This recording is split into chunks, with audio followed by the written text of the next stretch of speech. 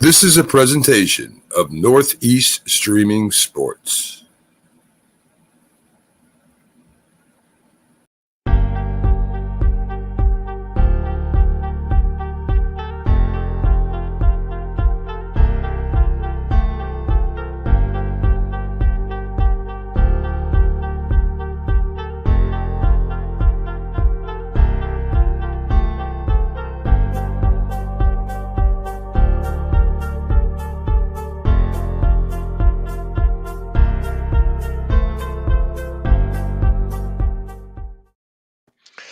Good morning, everybody, and welcome to the Mac, Jack, and Jim This Week in Sports Show. I am Jay Pags in for Mac, and I have two-time Super Bowl champion Jim Jeffcoat with me. Jack is on vacation. We're going to have everybody stopping in early. We got Keith jumping in. He's right here right now, so we're going to just bring him right on now, too. Wow, he didn't waste any time. Good morning, guys. You know what it is? Patriots must be having a good camp. And Keith was all excited. Yeah, he wanted to jump in. I was confused, though. I thought Jim was filling in for Jack, and you were filling in for Jim and Mac, so I was really confused. It's all the same. I was talking to Jim before we jumped on. He goes, so what does Mac typically talk about? He goes, well, he talks about all the New York teams. I said, okay, yeah, the Mets, the Yankees, they won. That's great. You know what I mean? There we go. We talked about all the New York teams now. Oh, man. All right, I'll see you guys later. Earlier this week when they were playing the Mets and the Yankees lost, or Houston, I bet you'd love to talk about that. Well, I have more of a Yankee card today than I have when Mac's around, That's Jim. right. So, That's right? exactly right. Thank you. Right. Jim, you're a little more tolerant on me. Pags, he doesn't give a crap, so I think I'm in pretty good shape today. There you go. Well, you know what? Since we might as well segue to the Yankees really quick. They lose out on the Castillo deal. Yeah. And he goes to Seattle, and we've talked about it all week long that Seattle, was going to probably make some moves because they feel that they are going to go for it here. Yeah. They needed to make a splash to be able to get better than Houston. Because right now Houston has been beating them up every time they play. Yeah. So is Castillo the answer for Seattle? And how frustrating is it that the Yankees lost out on him? I think it's always frustrating when the Yankees lose a guy they think they should get, because the Yankees always think they should get everybody they want. Right? Exactly. So it's frustrating for them, the fans, and it probably more for the fans because they think, why didn't we get this done? And there's always a lot of variables, right? You're not going to – I like Castillo, but it's not like Castillo is, Pedro Martinez. He's good. He didn't start out the year very good. He's on a hot streak now. But, again, where they're going now with Montosa, I'm a little more concerned about that trade than I would be about Castillo. Mm-hmm. I think it's a big deal, especially if Severino's not healthy for the second half. Yankees need some depth there. I'll throw a name out there, and I think I told you, Pags, during the Started Up show this week. Watch out. I think a guy who would fit the Yankees really well, and he's going to get traded, is Noah Syndergaard, because he's had a pretty good year. He can pitch in a bullpen. He can start. He might be a good guy to have on that staff as a Swiss Army knife type guy. What is he, Padres? Angels. Angels? Yeah, they're looking to dump him. He's a free agent after the year again. His contract's not that bad. I think it's only like $7 million, so the rest of the year is not a big deal to pick up that money. And it just seems like a good fit for him to come maybe in here. I don't know if it'll happen. And I haven't read a lot about it, to be honest with you. That's my own opinion. Yeah. What is he, 37 years old there? No, he's 30, early 30. He can't be more than 31, right? I don't know. I feel like he's been around forever. Let's take a quick look. And the other New York team actually also wins too. I mean, the Mets. I keep saying it hasn't turned August yet. So yeah, as you're looking for Syndergaard, I feel that August, when the calendar changes to August, that's where the Mets decide that they don't feel like playing anymore. And I guess we'll see if that's really the case. But they've won 5 in a row now. Yeah, they're on a good streak leading up to August. So exactly, this is and they kept the lead over Atlanta. Everybody thought Atlanta was going to overtake them, and they found a way to do it. Yeah, and the latest rumor I heard about them was them chasing possibly JD Martinez, which would fit that right-handed power bat that they need in that lineup to help Alonso, and the catcher Vasquez. That would be an interesting move for the Mets, as a Red Sox will be in selling mode for sure. And by the way, Syndergaard is 20. Yeah, there it is. Thank you. He's 29 years old. I did find that right. We have some of the smartest fans in the group, or at least very fast on Google. This is the Perth Central School group. When Rick Sherlock jumps in and I'm here, you get the Perth Central School grad. So you got the best of the best. And we are international today. Thank you, Mario, from Australia. No, Yeah, he's definitely a follower of the Philly sports guy. He's always jumping on. He's working on Monday morning already, or really late Sunday night. So I appreciate you jumping on there. Awesome. And of course, Rick hopping on. And then, our one Cowboys fan that likes to follow the Philly sports guy, Alan. Oh, showing whatever. up. Well, hey, listen, there's not many Cowboys fans that are fans of the Philly sports guys. So let's take a poll true. at how many minutes before Alan brings up a Joey Gallo reference to me here pretty soon. well, I figured I was just going to jump right on that and say, hey, how did Joey Gallo do yesterday? How did he do? I had a long day yesterday myself, and I have not. I was just getting into the box scores. So you tell me, how did Joey Gallo do yesterday? To be honest, I don't know myself. All right. Let's check quickly. I'm sure. Look, whatever it is, it's going to be some of his last performances in New York. I can tell you right now. So he must have had a sacrifice fly, because he shows 0 at bats with no walks. there you go. Looks like a sacrifice fly, which good. He put the bat on the ball. He's up to 159 with that at bat. Oh, so my great job. goodness. Oh, my So goodness. hey, I mean, it's now I don't know. Was it Carlos Mendoza that is the guy who everybody is compared to when they say the Mendoza line? Mario Mendoza. Mario. See, I didn't even know. Yeah. So Mario with- Mendoza, Play with You the know, and it's- Pirates and the Mariners, and and he batted Yeah, a career 200 hitter. right around that. Yeah. So it's like that's why the Mendoza line. That's what I've heard throughout all of baseball. Are you above or below the Mendoza line? And it's amazing how many hitters are at the Mendoza line now that are still playing. I mean, it used to be that if you batted 200, you weren't batting. Yep. Now it's, I mean, I've had Schwarber who's been under 200. He just come over 200 a little bit ago. I mean, there's a lot of people that are batting around 200. Well, the low at the league batting average is like 234, right around that. It might be 238, but it's in the 230s, and it's like the lowest it's been in 42 years. And people like to blame the baseball. They like to blame so many different things. The spider tack, but that's gone. I'm sorry, spider tack's supposedly gone, so they can't blame that anymore. To me, it's the approach to the game. That's what the real effect on batting average is. Hey, but when you talk about quick note on Joey Gallo, Aaron Judge has more home runs than Gallo has hits. Yeah, That's crazy. And the gap is widening since I first heard that stat. The gap's widened about. I've never heard that. That's bizarre. Well, hold on. How many hits does Joey Gallo have? Well, 37? I think it's 37 because when I first heard the stat, it was 38 to 37. Now it's 42 to 37. So Yeah.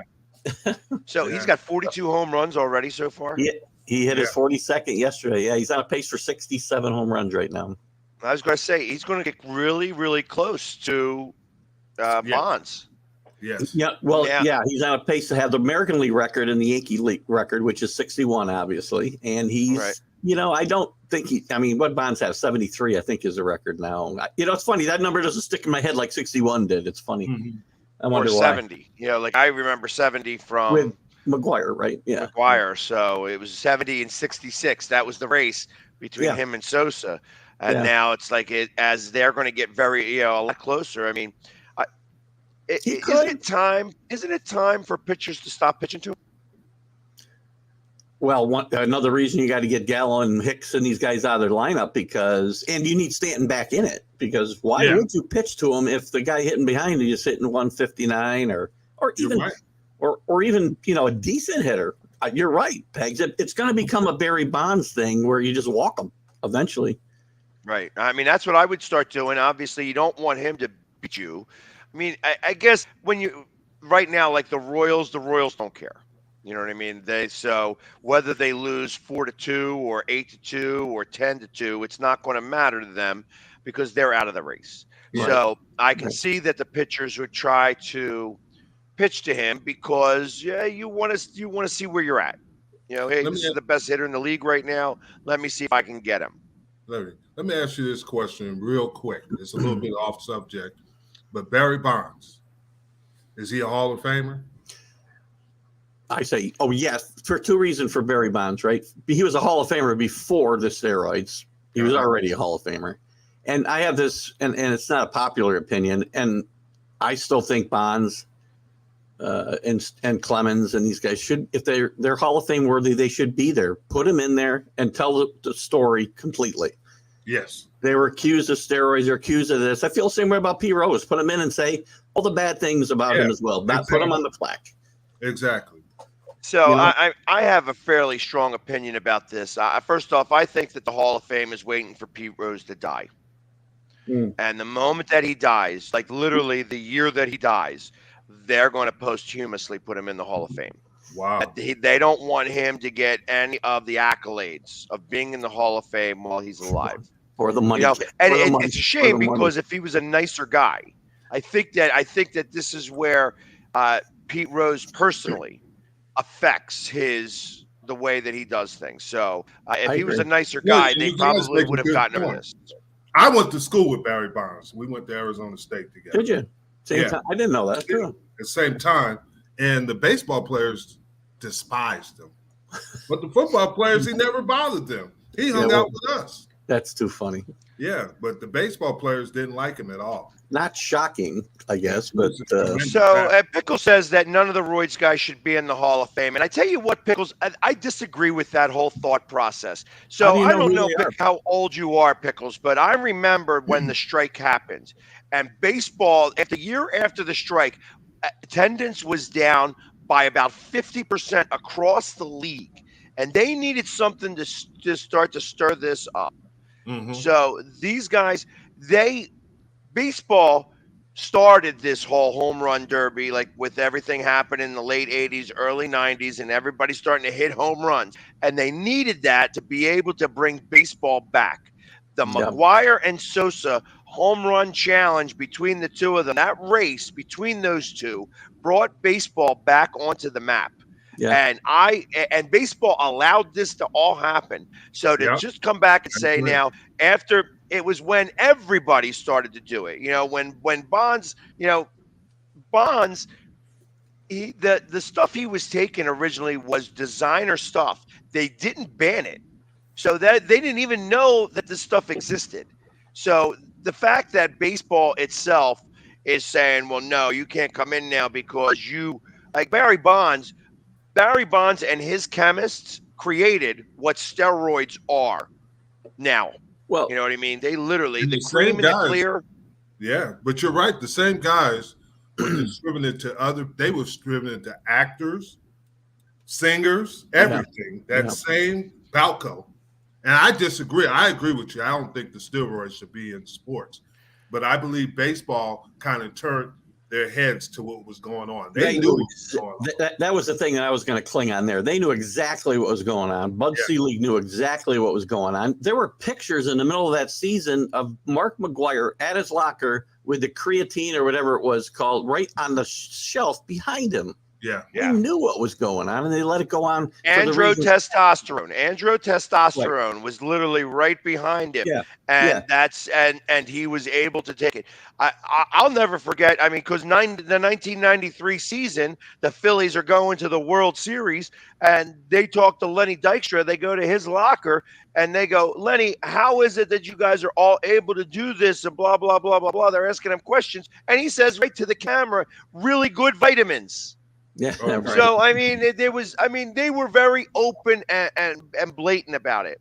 So I kind of believe that the dominoes are going to fall here after Pete Rose dies, and I don't know why Pete Rose is the line in the sands, because I guess you can't they're showing some respect to Pete Rose by keeping out these steroids guys, because how do you okay, Pete Rose, he gambled on baseball, but he didn't gamble when he was playing the game, and that's what he's going in for. He's not going in as a manager. He's going in as a player, as the best hitter to ever play the game.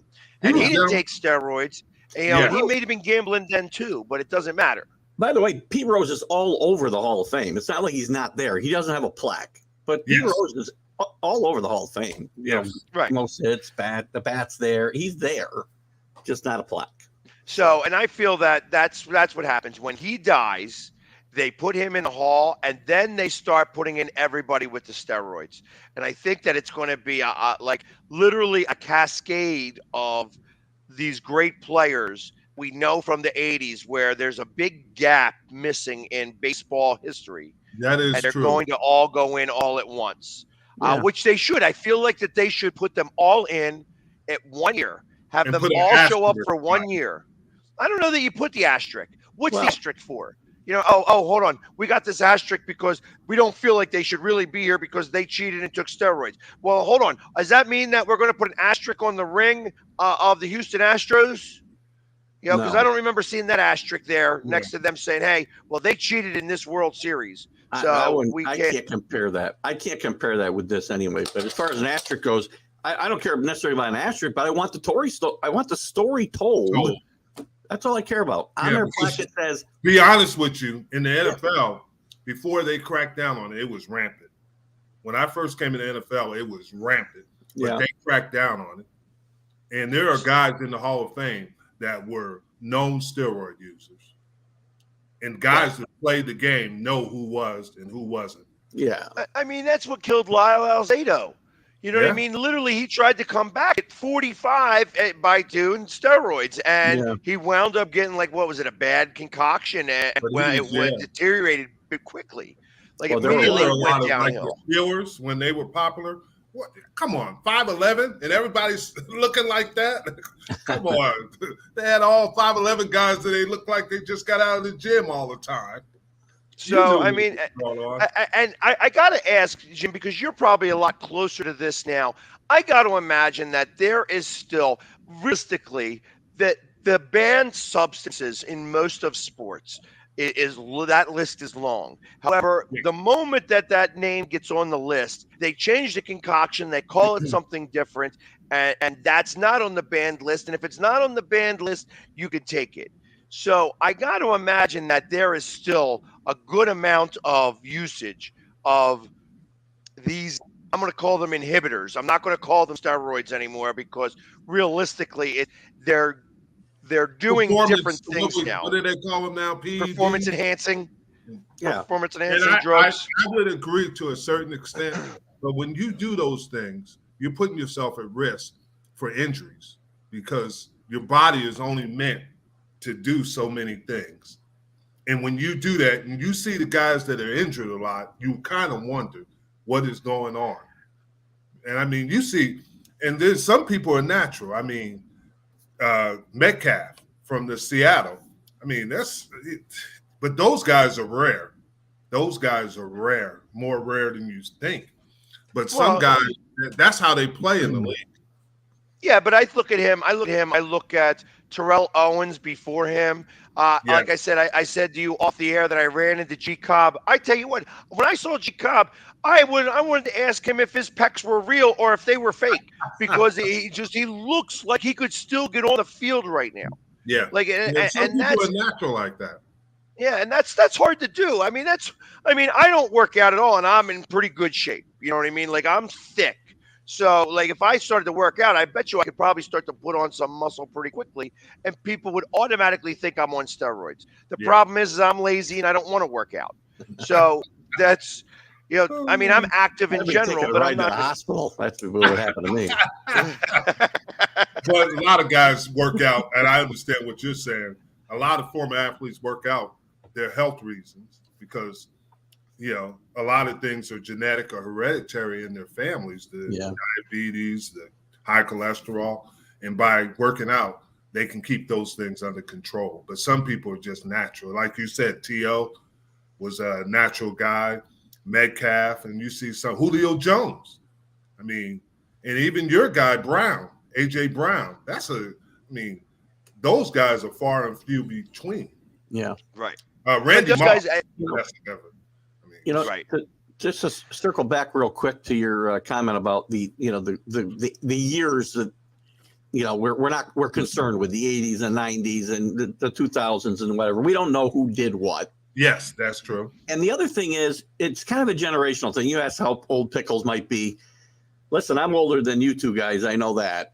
And I can tell you that my opinion has evolved on this a lot over the last 20 years because the more I think about it, performance-enhancing drugs didn't start with these guys.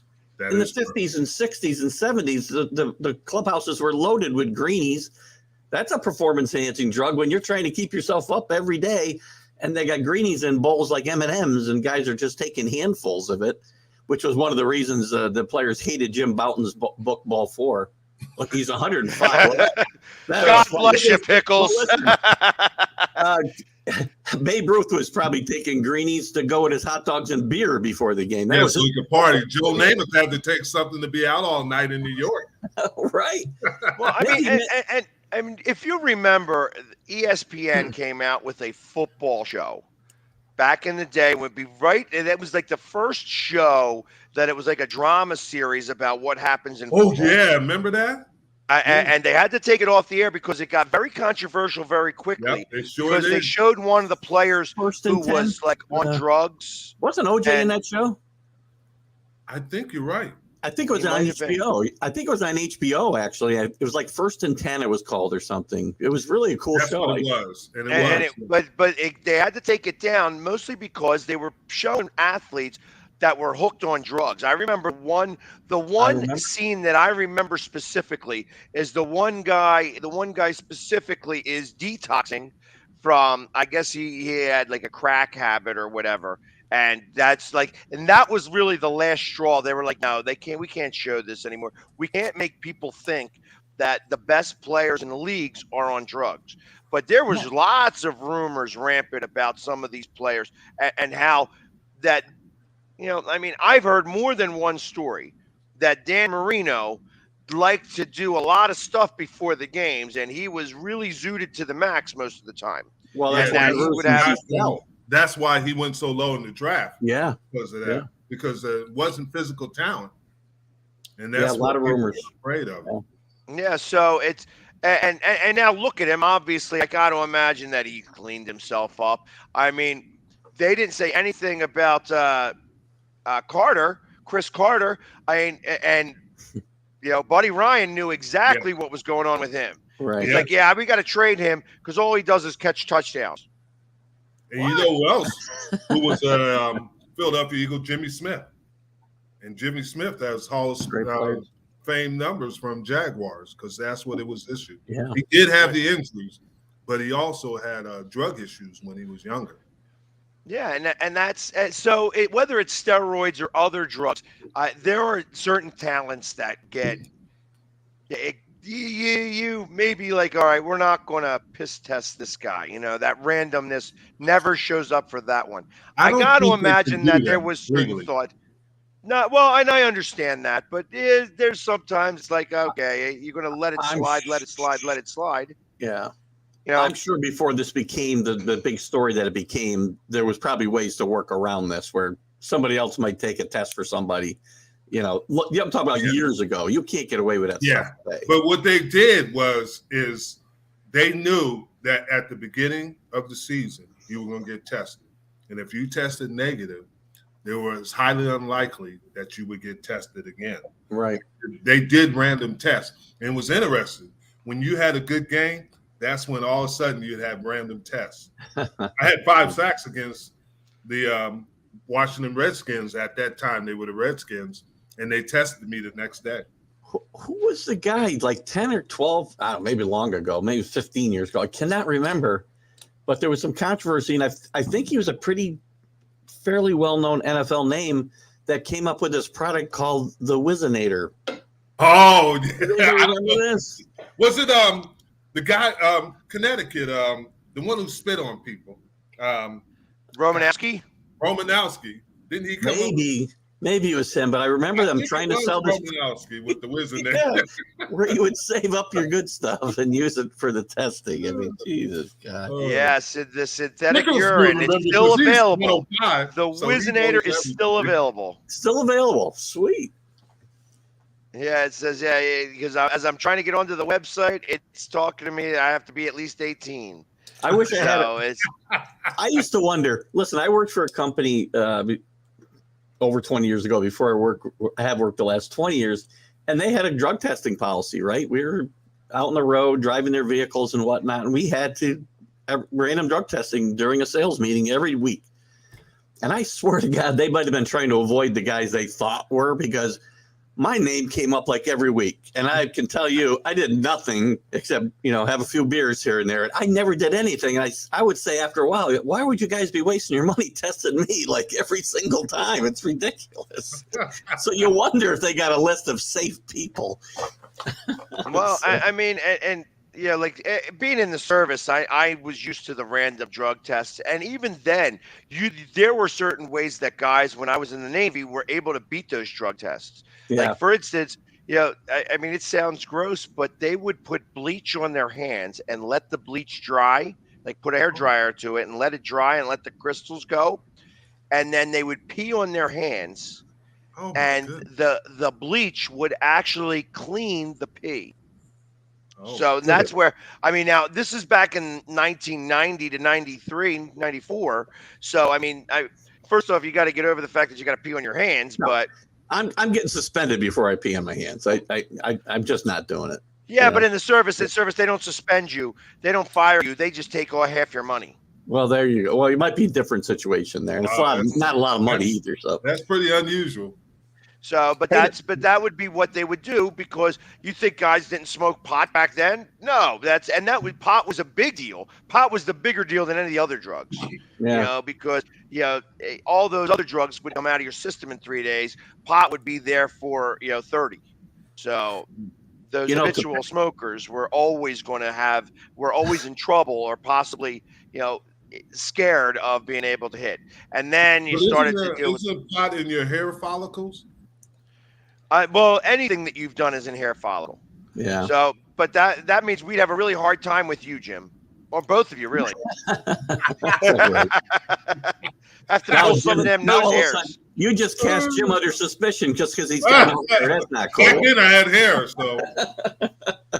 Hey, to go to Pickle's comment there a second ago, I don't know if Romo was doing speed when he was playing, but I'm certain he's doing speed now in the broadcast booth. Man never shuts up. Well, you know what? And that's and I think about that as like that's just the ADHD. He's got ADHD like us all, and he's probably on Adderall. That's just I'm gonna just claim it like that. So no comment on Romo. Actually, when he came in, Peyton was the quarterback coach, and Parcells was the head coach. He was a free agent, and Bill was there. Right. Right. Yeah. And we had some bad quarterbacks in that era. Oh, Quincy Carter was the best quarterback they had, and he had his issues. Tells you how bad the class was. I mean, he tried to make Drew Henson a quarterback at one point. Exactly, and then yeah, you're right. So this was right at the. I guess this was after, Jimmy Johnson and those. Well, it was after Dave Campbell. Yeah. Because it was Chan Gailey, Dave Campbell, and then Bill Parcells. And Parcells did a good job there. He did, like he did everywhere. But. Well, the one thing about Bill, love him or hate him, he was very organized and he understood football. But he had guys around him like Tom Coughlin wasn't working there, Ron Wolf, Chuck Fairbanks. They would all come in and they'd sit there and talk about football. It was Chuck Fairbanks. It was pretty impressive to sit in that room and just watch them. They were watching. One day I was in there and they're watching the 66 Green Bay Packers run the sweep. And they were arguing on how they were blocking it, everything. I mean, they were analyzing. You sit back there and said, I'll be damned, this is history. It's one of my favorite clips from NFL films, right? With Lombardi putting that on the chalkboard. Yep. You want a seal here and a seal here. Exactly. Run the ball. I love that clip. Yeah. The guy was hard to work for, but the guy was brilliant. I mean, he was a football guy. We're talking about Lombardi? Parcells. Yeah, I would say Lombardi falls in there too, but Parcells. Right, and that was that military mentality. Yeah, that's what they brought. I mean, because Parcells, he started really at West Point, right? That was Air Force. Air Force, I think, wasn't it? I think he started at West Point, went to Air Force. Okay, maybe so. Yeah, I'm not sure, but I know that he was there at the time. Krzyzewski and him were there at the same time. They used to play basketball. Oh, you're right. Good call. Yeah, I knew he was at Air Force. I'd forgotten about the West Point. So I know that he was there at that time, but it's amazing the Air Force coaches, because one of the best coaches at San Antonio was an Air Force guy. Yeah, the coach. God, it's slipping my name right now. The head coach.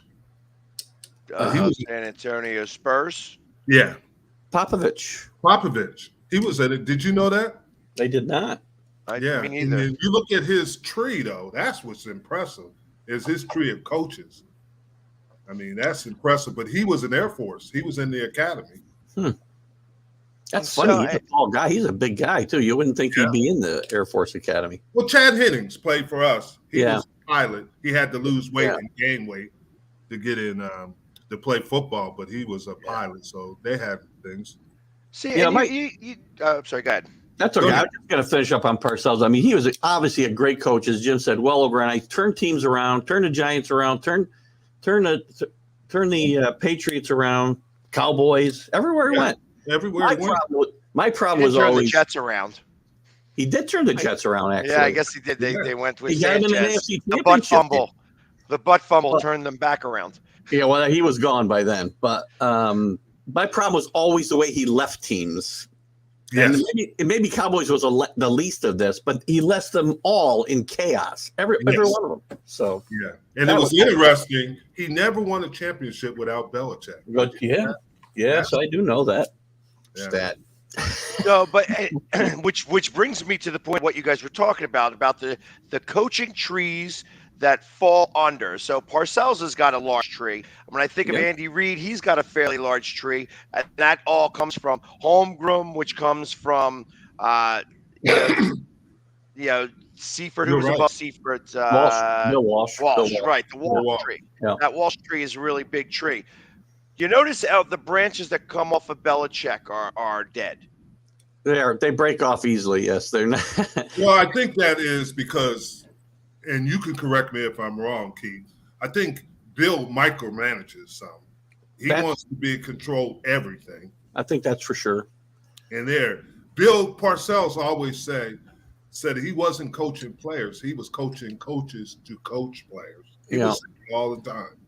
And I don't know if Belichick does that. I think he micromanages it. Yeah, and I think another thing that hurts these guys, and not so much like, player personnel and developing players and winning isn't all tied to this, but every one of these guys has not had – Romeo Cornell probably was fine, but none of them had great relationships with the press, and that goes back to the fact that they were never able to deal with the press with New England. Right. And every one of them had issues with the press wherever they went. That is true. So I think that plays into it a little bit, because once the press and the public turns against you, you're done. And in Pags, you mentioned Andy Reid. That is an interesting guy because players love him. I mean, players love him. And he's one of those guys, when you meet him, you leave wow, because he's so even-tempered. You would think, can this guy be that good? I mean, he's so even-tempered. And he just knows he has to talk. I thought it was kind of interesting that he had all the issues with his children, because you would thought he would have been a great parent. Well, see, and I look at that in the opposite way. Now, I've met Andy Reid very early when he came in to Philadelphia. He happened to be at an event that at the time I was catering. So I was the manager there. I was able to kind of talk to him and spend a few minutes of time with him. And he is a very affable guy. Was somebody who you would be able to just be able to kind of talk to, and like I said, down to earth, but very intelligent. Was able to speak at your level, kind of, where he didn't want to embarrass you, because he has a very strong vocabulary too, and things like that. So he's very intelligent. However, I felt that he was all about football all the time. Mm-hmm. And that's where some of the issues lied, where he was unable to balance family and football. Yeah. And that's where the kids, like I said, when your dad is who he is, you start to feel empowered. And they started to do those things like that. And ultimately, I feel like that they, it wasn't a matter of whether he was a good father or not. It was more of a matter of, is he really spending the time as a dad to his family, instead of as a father figure to all of these guys from football, and his kids didn't play football. So you got an interesting parallel with Belichick there too, with two of his kids on his staff. I mean, is he more of a dad or a boss to these kids? And Steve gets most of the attention. I'm trying to get at the kid's name; it's escaping me now, but he's on the staff.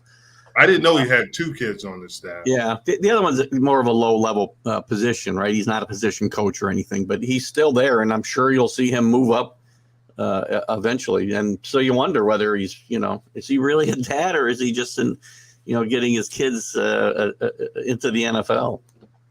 Well, so Steve is not impressing me, by the way. Steve's not done a great job of impressing me here so far. Mm-hmm. I'm gonna slip someone else in here on this. We have Robert Palmer. I'm sorry, Robert Palmer. Robert Palmer. All right. Oh, we're gonna have him. Oh, that's not Robert. That's Robert Butler. I thought we were gonna have some music going on. He's simply irresistible. He doesn't have his dancing girls today. Yeah, Jim, you weren't here last week. I was so disappointed when he made the announcement, and not that I'm upset to see Robert, but guys, I'm not Robert Palmer, but I did stay at a Holiday Inn Express last night. Okay. And there's our clip. There's our clip for our new sponsor from Holiday Inn. Hey, Robert, we're talking about coaching trees and things like that, and you may have been listening for a little while. Yeah, I would. I mean, obviously. Yeah. I mean, you guys had Fisher down there for a little while, and obviously he was a big name, and a coach down there. And obviously, I didn't think he was that great as a coach, but same here. He was able to. He had the most losses in the NFL, right, Robert? Yeah, yeah. He was pretty close to some of the most wins as well. I mean, it's odd the way his career played out. Started off as a rising star. We thought he was going to be great. Remember, Tennessee gets to the Super Bowl in 99, 2000. Yeah. Number one seed, 2001, the Ravens upset him. And he simply didn't evolve as a coach, guys. I mean, he very predictable coach. And you saw that with the Rams. They wasn't having that like we were in Nashville. We're a little bit more forgiving, more friendly. And Eric Dickerson said he ran a high school offense. And obviously he hasn't worked ever since. Good guy. Still, he worked in the USFL. Right, he's a coach right now in the USFL. Yeah. I think it was Michigan, I think they went to the was it Michigan or Breakers? I wasn't sure. New Orleans. Oh, wow. It might have been New Orleans. It was one of them. Yeah, I wasn't sure if he made it to the playoffs or not, but it didn't surprise me that it was Michigan. It was Michigan or Pittsburgh, one or the other. Yeah. So he is still coaching. And I think about how the USFL, Jim Mora was the coach of the Philadelphia Stars back in the day, and that propelled him to become a coach in the NFL. And of course, he's got probably one of the most famous sound bites of all time in the NFL. Oh, yeah. I thought you were talking about his son there for a little bit. Fisher was a constant, and this one was the Michigan coach. Yeah. So, I want to chime in on that Belichick thing, guys. I was talking about him this week on my program, and they don't have an offensive coordinator, Keith. A lot of fuss is being made about that. I think Mac Jones has probably put on 15 pounds of muscle. I'm going to take the opposite approach on that Patriot team, this team. The reason why he hasn't had good assistants because he's doing all the coaching. and he has been doing it. I don't think he trusts his assistants, and that makes me think about Josh McDaniels with the Raiders. I don't know how good he's going to be or not good, effective he's going to be. I noticed Brian, I can't remember the guy's name. Brian Flores. Yeah, Brian Flores. No. Well, maybe Brian Flores too didn't come back, but the offensive coordinator for Alabama. Oh, Bill O'Brien. Excuse me. Bill O'Brien didn't want to come back there. So I think New England's probably going to be better than people think this year. I was one to think maybe they would take a step back and not make the playoffs. I think they still may be a wild card team from the advancement of Mac Jones and the fact that Bill is still doing all the coaching practically up there. Yeah, this is interesting that you bring that up, and it's a good segue to it. Yeah. But if you're looking at the camps, you kind of see certain teams are doing the right thing or going in the right direction, like Philadelphia, New England, and you already see that. Now, teams that kind of get you kind of like, Cleveland has starting to get injuries. Tampa Bay already is starting to get injuries, and that's scary. Even at this time, do they have the structure to get by them? Because, Tampa Bay lost their center. Yeah. But we won a Super Bowl losing Mark Stepnowski earlier in the year, and that helped us because then we could obviously get by that. But certain teams, how they do it, and Micah Hyde, he came back, but they thought they might lose him with the Buffalo Bills. Yeah. And it's a lot of things that go on. There's the little things. You lose key players at a certain point in the preseason, that's going to affect you the rest of the season. Yeah. Well, we had the same problem in 2017 when we lost the best offensive tackle in the league. Jason Peters goes out, and the other guys came in, and that was the next man up mentality. That's where, and I think that's where the all we got, all we need statement came through, and that's was actually initiated by the Eagles and stolen by a lot of other teams at this point because it says a lot there in those 6 words. We all we got, we all we need, or 8 words in that. I mean, there's power in those words if you believe them. And that's kind of how that. And to think about that, think about what happened to 49ers. They lose Maurice Hurst to a turn pet, which I cannot understand. The way training camps are run these days, how can anybody get injured?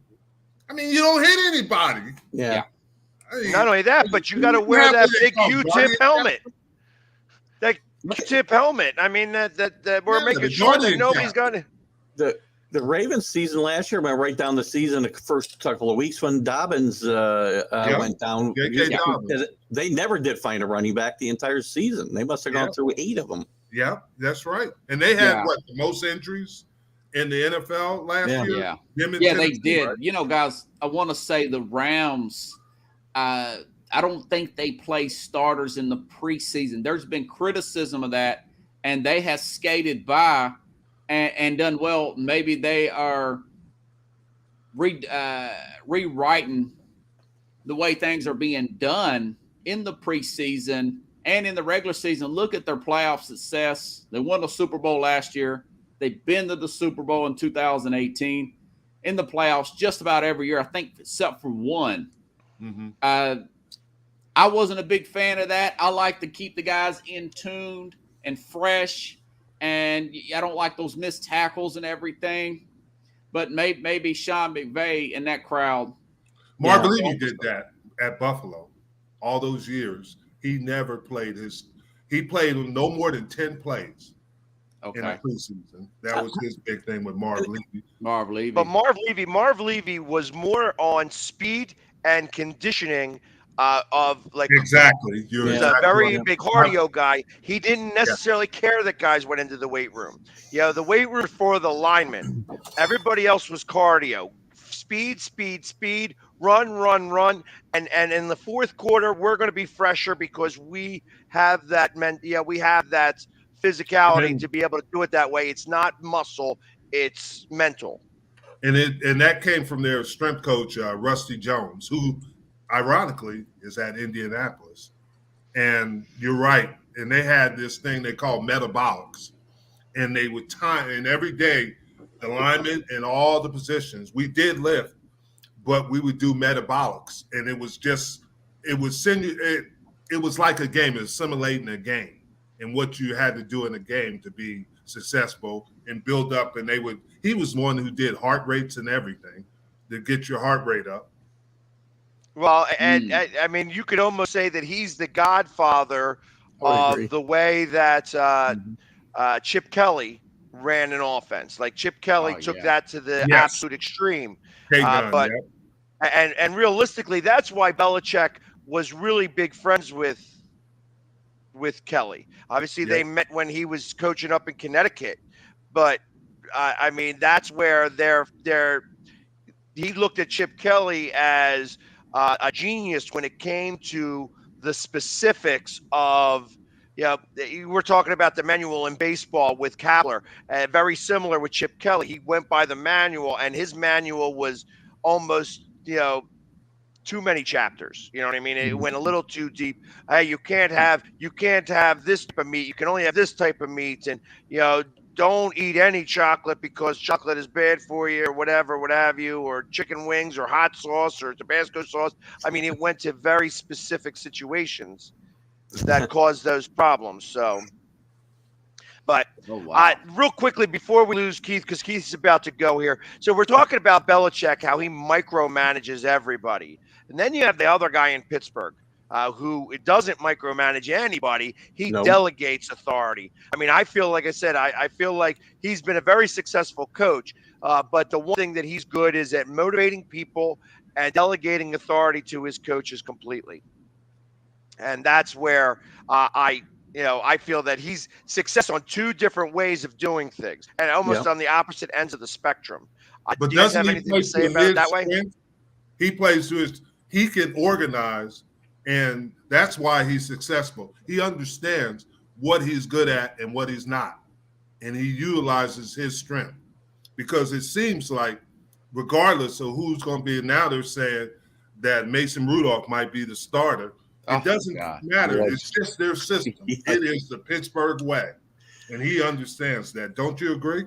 Yeah, I do. I do. I mean, I think I agree with Pags, and I don't know if it was our show that we were doing when you weren't a big Mike Tomlin fan. I like Mike Tomlin a lot.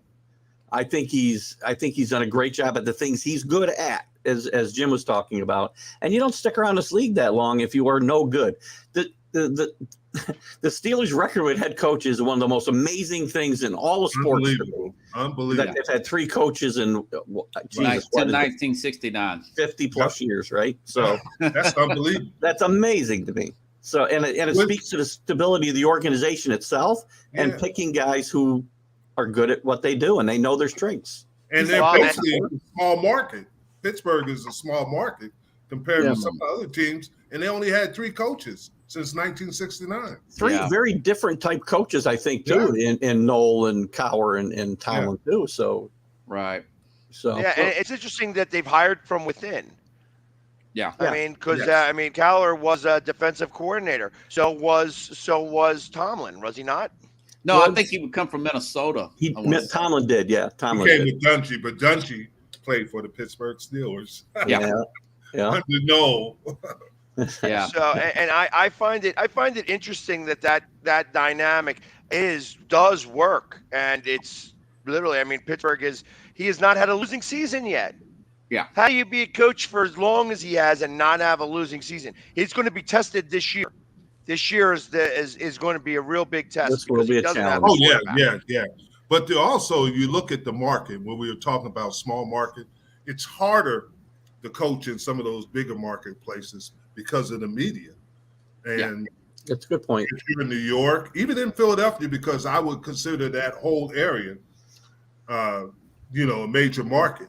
And that's the thing you got to look at. Dallas, the LA teams, the Rams. It's a little different because you're inundated with always the media. They all got the answers. Chicago's another one. Look how fast Dick got burned out there. He burned very bright but very fast, right? Exactly. So that does play into it. Well, and then he went down, to New Orleans and ruined that whole franchise, trading his entire draft for one player. Yeah. That was brilliant move. Dicka. For Ricky Williams. And put a dress on him. Yeah. Right, and then the wedding dress, the whole wedding dress incident. But interestingly enough, the team that I think it was the Vikings that was the beneficiary of that trade, correct? Who was it? That was a Dallas trade with the Vikings. I don't remember who. No, I thought the Vikings were the ones that gave up the second pick in the draft for that, where he traded entire.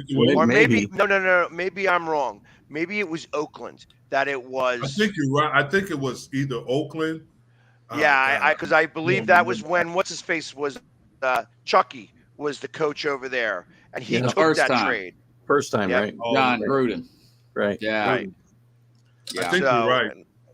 And that was what propelled him. I mean, because I felt that year, literally, John Gruden took two teams to the Super Bowl. Mm-hmm. Said they didn't change any of the wording.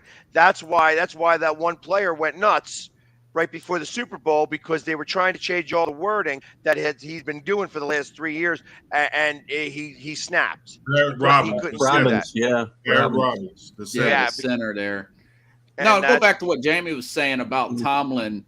There are some criticisms there. They have a tendency to play down to the competition sometimes in Pittsburgh. I want to say he's 0-6 in the last 6 playoff games. Those are valid criticisms, I would say, if you are a Pittsburgh Steelers fan. But they just don't play well as favorites. Maybe that was a Ben Roethlisberger thing, because he was the main guy on those teams, and there's been criticisms of him not coming in out of shape, or coming in camp out of shape there in those later years. He had such success, Roethlisberger, early on. Yes. Maybe he kind of rested on his laurels after those first 2 Super Bowls with both coaches, with Bill Cowher and Tomlin. But that is a valid criticism. Does he put that much more important into the quarterback position? That's going to be talked about. If you're a Pittsburgh Steelers fan, you do not want to hear Mason Rudolph starting quarterback. Yeah. But I'm sure if you want to hear Mitch Trubisky. And I don't know if you want to hear about Mitch. But you might better lose with Trubisky than Mason Rudolph. You already know what you got there, which is nothing. Yeah. And then also, Pittsburgh's fan base travels better right now than any other fan base in the NFL. Not true. Philadelphia travels much better. Philadelphia still travels much better. When we were so have I. I have seen them. I'm serious. I would think that Pittsburgh, I've seen it, and it's pretty impressive. When they come, they do have a good traveling base. You know, there are like 6 teams in the NFL that travel amazingly well. You know, and they probably are all equal to each other. I could always say that, because I'm being an Eagles fan, that the Eagles are traveling just as much. Eagles fans are the best. You know, Pittsburgh fans are the best. 49er fans could say the same thing. They travel very well. You see Seahawks. The Seahawks travel very well. Listen, I got to travel right now, so I'll see you guys later. Great morning this morning, guys. Great chatting with you. All right, thank you guys. Have a great Sunday. Bye-bye. Have a good one. I'll see you on Monday. All right. Bye-bye. But there are tons of – there we go. There are tons of teams that are they're not tons, but like 6 teams, I feel, that really travel better than everybody else. I mean, you can't even get people in LA Stadium, so none of those LA teams are going to travel real well. The Raiders like to travel some. You know, that's why they call themselves Raiders Nation. Yeah. You know, but Dallas fans are the same way. Dallas fans, there's just a lot of them. They travel regionally. Pittsburgh travels everywhere. I've seen they've got to be the best in the country, Jamie. Come on. Pittsburgh. Every game I go to, and I went to every game last year. Yeah. Every game last year. And there wasn't – I did personally. But there wasn't one game that there was under 2,500 to 5,000 fans of Eagles fans in that stadium. Wow. You know, and that's breaking news right 25,000 in Miami. You know, so going to Miami, although everybody likes to go to Miami, even the Jets can get a whole, half a stadium in Miami. But when we go to New Orleans, we'd always have over 1,000 or a couple thousand. Dallas, that Monday night. Everybody wants to get out of Philadelphia. Get out of here. Yeah, you guys are just jealous that you're not in Philly. It's just, there's two types of people: Philadelphians and people who want to be. Goodness. But realistically, I mean, but there's only those few teams that do travel like that. Yeah. You know, like the Patriots don't travel like that. Some Bills fans may or may not, but they don't have such a big following that they can go and have like a watch party in the city. You know, I think of fan bases that have fans across the country, and out of all of the different fan bases, Seattle, the Eagles, Steelers are the three biggest in terms of every city that there's an NFL team, there's a Philadelphia or Seattle or a Pittsburgh fan base in that group. And there's, like I said, there's not any other team that can really say that. You know, the Cowboys just don't have those fan groups like that because everybody's still, excited about the fact that they won 5 Super Bowls back when you were, like 31. So, it's like I feel that that's part of Raiders Nation. As we're hearing Raiders Nation, that's why they call themselves Raiders Nation. It's so they're part of that. And you're right. It's hard for the Cowboys fans because they're global. So, some of them can't get from England or Germany and stuff like that. They're global. It was interesting. It was interesting when I go to Dallas, and I've been to Dallas for the last 4 or 5 years, that you will find both Cowboys fans and Eagles fans that travel from Mexico or Puerto Rico or from a lot of other countries to go to Dallas specifically. And I'm saying from like South. Like I met somebody from was it not Colombia? Yeah, Colombia, and Brazil and Puerto Rico, and just like the Dominican, that there is football there and they do have fan bases. Like I know that the Eagles have an Ireland and UK fan base. They come over and they support at least one game a year. I know that Seattle has the same situation. Seattle has a big fan base in Germany, and that was what caused them to get the game in Germany rather than get it in England, because there's a huge fan base that lobbied for it. So those are the types of things that you don't get to see with these other fan bases as you do. Obviously, the Cowboys, when you look at every NFL team and you just look at the followers on social media, the Cowboys have the most. They have, I think it's somewhere around 4 million followers, and which is a lot. It might even be more. It might be like 6 or 8 million followers at this point. But then you look at Real Madrid, who has 110 million followers. I know. Yeah. So there's such a Tennessee that has 2. Yeah. Oh, yeah. Sorry, I read Forbes magazine said that the Cowboys are the most valuable brand in all of sports. That's interesting you say that. It's a brand. It's not predicated on success. It's predicated on the brand. The brand is huge. Now, Bills fans are loud, guys. They really blow out Nashville. They blew out Nashville downtown last year, Monday Night Football. And I'm so glad Tennessee beat them. But they're loud. That Bills Mafia is real. They were everywhere, man. They're loud like you guys, Jamie. I'm telling you. Well, Nashville, and I agree. However, no offense to any Bills fan that's watching here, but they ain't the Bryce Bulbs in the box. I remember when I was doing my interviews up there. I was doing my interviews up there, and I would ask them for a score and how they were going to win. And it was at least 2 fans, and I think maybe 3, that said, "Hey, they're going to, the Bills are going to win 31-4." But that was the ones that came over from Canada.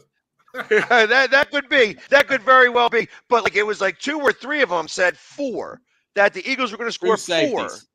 I'm like, come on now. Like, really, let's think about this. They ain't getting a 4-point field goal, over the 50-yard line and such. So. You know what they're thinking? They were from Canada, and they're thinking about the CFL and their rules. That's what happened. Do they have 4-point plays in Canada? No, you can get if you kick the ball and they don't return it, you get 1 point. So if you kick a field goal and you kick the ball, say, off a kickoff and they don't return it, it's automatic 1 point. Really? Yeah. Huh. So that's what happens. Imagine that rule in the NFL right now. That would be ridiculous. You know. Although there wouldn't be any more shutouts because it would always there would always be one. It would be like it could be 36-1 because of one kickoff. Yeah, my son plays up there. They got a lot of unique rules in Canada. Yeah. Hey, let me ask you guys about that addendum with Kyler Murray getting put in that, Jim. Have you ever heard of anything like that, Jim? Here's my problem with the whole thing. First of all, you're paying this guy, what, $230.5 million. Why would you have to I'm going to study. I'm going to work my butt off. You just paid me $230.5 million. That's embarrassing. They took the addendum out, but to me, that's embarrassing. Yeah. That's embarrassing for Kyler Murray, and that's embarrassing for the Arizona Cardinals that they have to do this. 4 hours. He has outside the facility. Outside the facility. And here's my thought on that. There was a thought process that was out there saying that after they went 11-1, that he rested, that he wasn't putting in the time. And ultimately, it caused everything to happen. And because he wasn't putting in the time, once a body in motion tends to stay in motion, and a body at rest rests. And I feel like that's kind of what happened there, that he stopped doing it, and then it was hard to get back into it. And because it was hard to get back into it, he didn't get back into it, and it affected the back half of the season. So that's why they probably put this in there. Now, I got to imagine that they didn't read it, that Kyler Murray's camp didn't read it, or else he would have redlined that right away. Exactly. So he found out about it the same way everybody else did when somebody else read the contract and said, I think you're right. But here's the interesting thing about Kyler Murray. His agent is Cliff Kingsbury's agent. And that's kind of fascinating there. So they had to know. Maybe Cliff told them to put that in there. I don't know. But I'm just telling you. Here's my problem with it. And I'm not a big Kyler Murray fan, first of all. I think he's overrated. I've never seen a quarterback do what he did against Aaron Donald. He is terrified of him. Aaron Donald was close to him and he fell down. But you're taking a Kyler Murray, and we talk about it. Jalen Hurts, regardless if he's going to be great this year or good, he's working to do it. He busted his butt.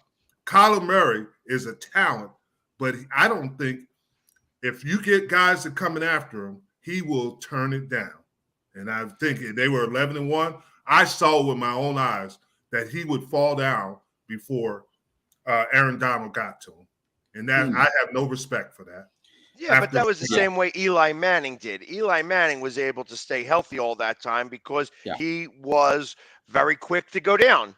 That was just one of the things. It's like, hey, listen, I'll go down. I don't need to get hurt. I'll fight the next play. And that was the mentality of that. I just don't think that sends a good message to anybody on your team. And that's just my opinion. I agree. Hurts and Murray are definitely two different players there.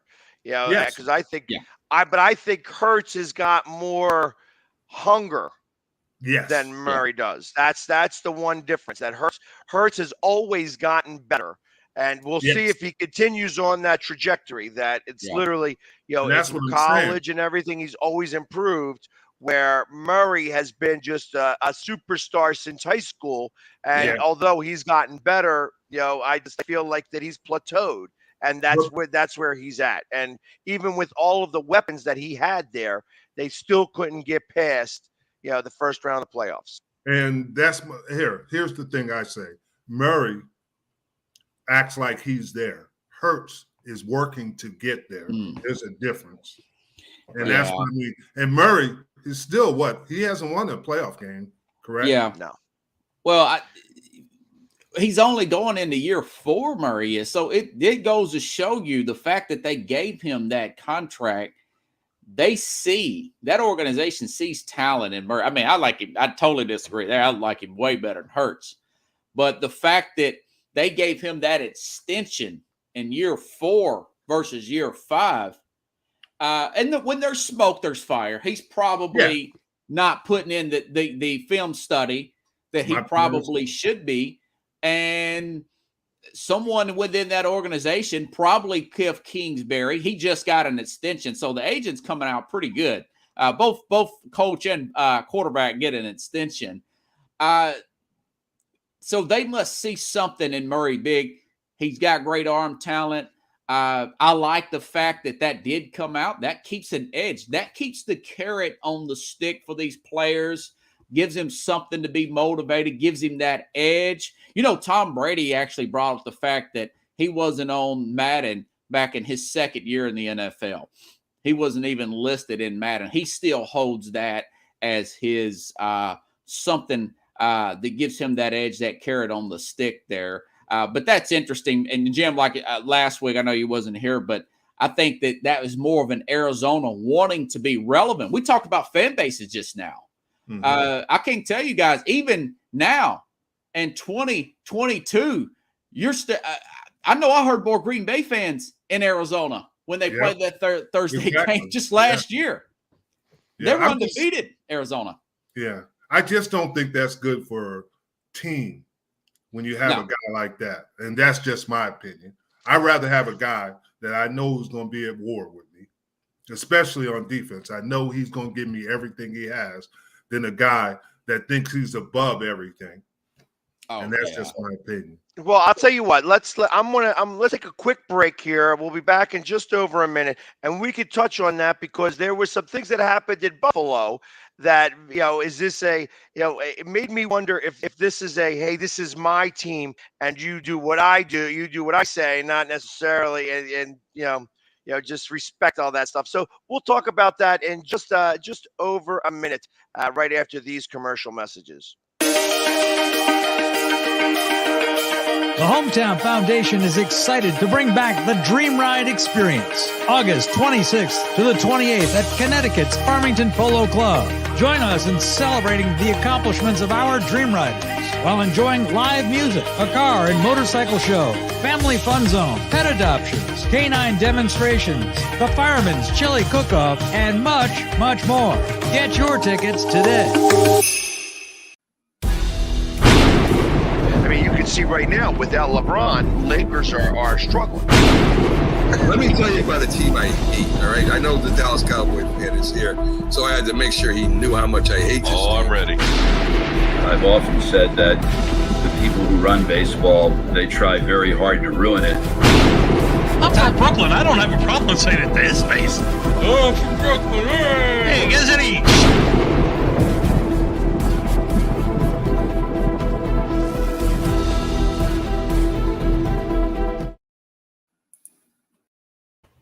And we're back. And also, I want to just let everybody know to make sure to tune in every Wednesday night with J&B Talking Shop.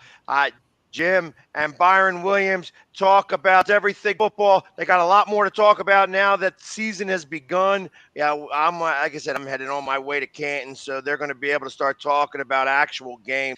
And also Sports Scope with Robert Palmer. I'm sorry, Robert Butler. I love using that term. I just keep waiting for the day. I'll take it, brother. I'll take it. To come there. And what time's your show on it? 9 p.m. Central Time.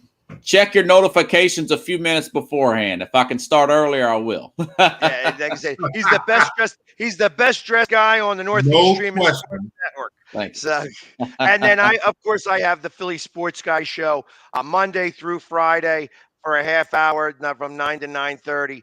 And I'm also, you can catch me if you're up real early on the East Coast from 6 to 7. It started up with Keith Engel. So going back to what we were talking about before the break, where we had Josh Allen mixing it up with a 330-pound lineman because he got too close. And the whole team had to get in the middle of it. There's been a lot of that happening. Now, I understand it's hot. And that, when it's hot, everybody gets a little edgy, and after being running around for an hour, it happened at the end of practice and so on and so forth. I feel like stuff like that builds the team to be a team.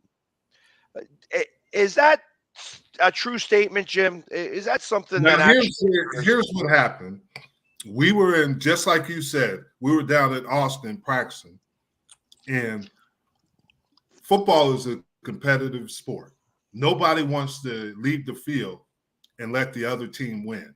And that's where you build good teams or great teams. So one day in practice, they didn't block Leon Lett. Leon Lett comes in, and he doesn't tackle Troy, but he pushes him.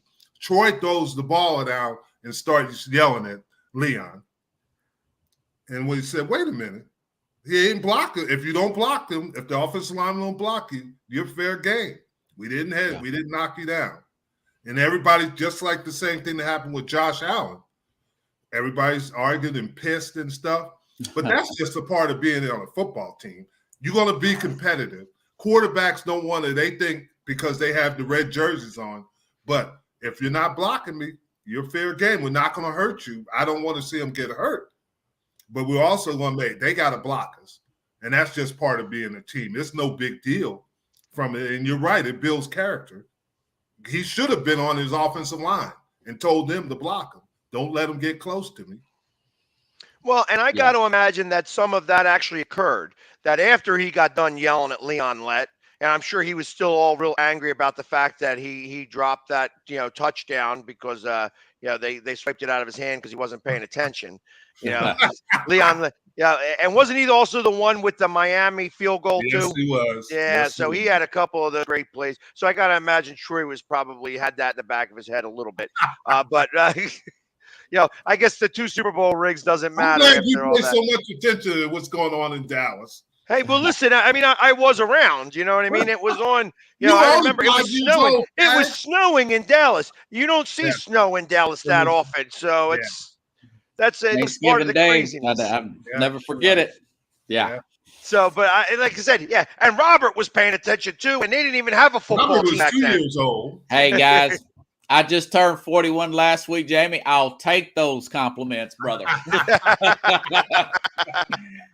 But now, something I did want to say.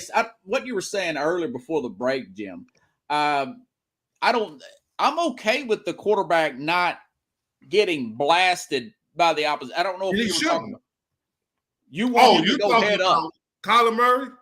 Yeah, you want him to go head up with the. No. Oh, okay. I misunderstood. No. What I'm saying is he didn't even he just fell down. Okay. And I have never seen that in my years watching. And you said it was with Eli Manning, but he fell down before Aaron Donald got there. He didn't even try. The easiest. Oh, you're saying he pulled a Brett Favre? Yes. Yes, he did. But Brett Favre was different. That was because he wanted Michael Strahan to get that record. Yeah. Right. He wasn't a fan of Mark Astaino, I guess. I mean, this is a playoff game. You're trying to win, and you're going to fall. How are you going to win if Aaron Donald, which is not out of the norm, he could be there in the backfield? You're not going to even try to do something. Yeah, I mean, it's like he's elusive and small. You should be able to slip under him or circle around him. You should be a little bit faster. I know Donald's fast, but you should be a little bit faster. I mean, at least that's my opinion. Yeah, but all I'm saying is that leaves a bad taste in my mouth when you see guys. And I'm not Lamar Jackson. I think is dangerous. Josh Allen. I think they're dangerous. But you would never see them do things like that, and it comes at a price. And Jalen Hurts, you'll never see him do a thing like that. Now, Garoppolo, guys, when he went head up with the linebacker, he got a lot of criticism a couple of years ago when he got hurt in that game against Kansas City that put him out for several weeks. So there's a flip side to that. I agree. It's a thin line, Jim, I think. Yeah, but what I'm saying, he was still in the pocket. If he's outside the pocket and he's running, slide. Yes. But he was still in the pocket. That's my problem. He's still in the pocket. He needs to take that tablet home 4 hours outside and work on that. And say, okay, maybe when Aaron Donald's coming after me, I should run to the left or the right, and maybe get around him. Run, get away, and then slide. Just don't fall down. Come on. Yeah, and it's interesting because I think of, when you're talking about how it left a bad taste in your mouth, I really feel like when I think of the when Carolina was in the Super Bowl against Denver, and that was the worst, Jamie. when he didn't go after the ball, when he watched it, he fumbled the ball and he didn't go after it. Like that was the beginning of the end of his career. Yeah, right. And that one play was a window that closed and said, Yes. "Hey, you're done. You're never going to be as good anymore," because everybody saw that play. Yeah, like it's probably the most memorable play of that game. That he just didn't go after the ball. Yeah. So in my mindset, we're telling each other on the defensive line, if I'm playing Kyler Murray, we hit him, he will shut it down. And that's what I'm saying. We hit him hard enough, he will shut it down. He'll fall down. We only got to do is tap him. Or just be loud. That's where it becomes a matter of like, hey, you just go, and you scare him enough that he's going to just go down. I mean, it sounds funny, but that stuff actually pays attention, or else nobody would do it. You call it very Bush League, but is it Bush League when you're getting paid millions of dollars to do whatever you can to disrupt this thing? I mean, that's why you hear all the smack talking and going back and forth and things like that. I mean, obviously, I'm not a professional player, so I can't speak intelligently about that. But as a fan who likes to get under people's skin, if I found something that gets under your skin, I'm going to keep just saying it and doing it and doing it. And it's going to make you get angry at me because, that's what now I got you. Now I got you. Now I got you disrupted from your game. And you would utilize that against him because it's not taking a personal attack, it's reality. Right. Yeah. Fall down, and every time you tell him, fall down, Tom. He's coming. Brady, Tom Brady practices falling down. That's what he says. I practice getting tackled and falling down a certain way. Guy's 45 years old. That's no problem. Yeah, because the one time he wasn't practicing it, he wound up with an ACL. Yeah. And wound up out for the season. So I mean, you have to practice these things in general to be able to be the oldest player in the NFL of all time. I mean, I guess not of all time, but he also had success. He's won more Super Bowls than every team in the NFL. So you can't argue with Tom Brady. And maybe that's because he does practice the things that nobody else practices. He does practice getting tackled. He does practice falling down. He does practice all the itty-bitty little things. We watched, was it last year at the beginning of the season, right before the season started, he threw the ball to the machine, and the machine threw it back to him, and then he threw it back, and then he threw it the third time. Like, he kept backing up, and he threw it the third time. All three times it went into the machine. That's somebody who's actually practiced that a few times. You don't do that on one take. That just doesn't happen. Yeah. But here's the thing. Tom Brady is Tom Brady. He's not as athletic as Kyler Murray. We all would agree with that. But he practices the things to make him probably one of the greatest of all time, if not the greatest of all time. He practiced those things. But you never saw Tom Brady shy away from anything. Sometimes he probably should have, but he didn't. And to me, that's a little bit of disrespect to the game. These young quarterbacks, guys, they're going to have to work on that check down. I mean, he's bad at not checking the ball down. Exactly. Kyler Murray. Brady's the best at it, probably the best ever. Yes. I mean, other than maybe Alex Smith, Charlie's check down. But, hey, it will save your rear end, keeping the chains moving and physically, for that matter, rather than just taking a sack or whatever. And you say that Patrick Mahomes has gotten better being a quarterback than the athlete that plays quarterback. And that's the things you see. Just like you said, he's better on his checkdowns. He's better in not taking unnecessary punishment. Yeah. And that's why, he's not winning the Super Bowls but he is putting his team in position to get there. Well, and that's, like I said, that was Eli Manning. Eli Manning was like, he was really big on, he was quick to go down. Mm-hmm. The play's over. I'm going down because I'm not going to get hurt. I'm not going to get sacked and have these guys pile on type thing. Yeah. I'll let me go down. This play is already done. I'll go down and we'll start the next play. But that's why he was able to go. He had the Iron Man for a long time. He was kind of competing with Peyton in that regard. And then, of course, that one coach, Judge screwed it up for him. You know what I mean? Oh, we're going to start Jones. And realistically, and then you saw literally the tears in his eyes because he's like, this is the end. You know what I mean? Obviously, once you start, you're taking this away from me, and I really didn't deserve it. This team isn't that great. I understand what Judge was doing at the time, but I gotta run, Jamie. All right.